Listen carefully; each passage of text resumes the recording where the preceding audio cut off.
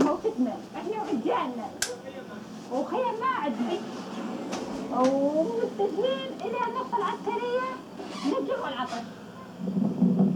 Some of those fleeing the city have decided not to go too far.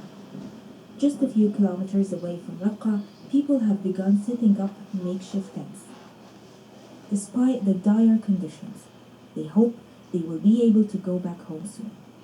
فلجأنا إنه بنينا خيمة فاطمة راح ربيعة غربيها بالمقبرة طبعا.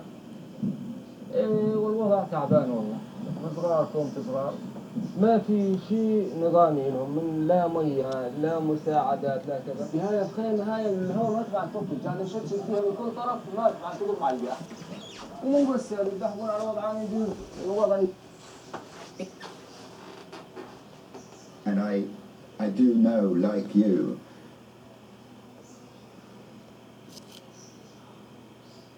I mean, this will be autumn 2018, the end game, won't it? The 30th of March 2019 at midnight, the United Kingdom will be a third country.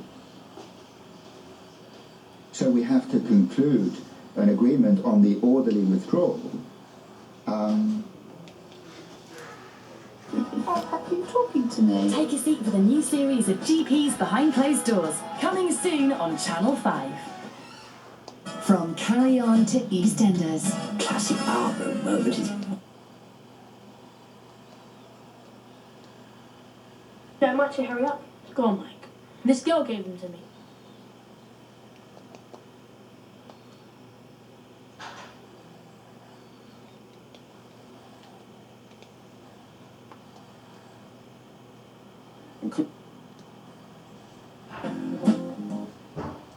That was outrageous, and if leadership sets that tone, it must not be surprised if you then get people who behave badly. All right, David, go. Well, I think there is a very big difference in terms of, for example, describing Jeremy Corbyn as an IRA sympathiser, which was done, which happens to be true. The question is whether you think that's important or not, but I think it's a fair description.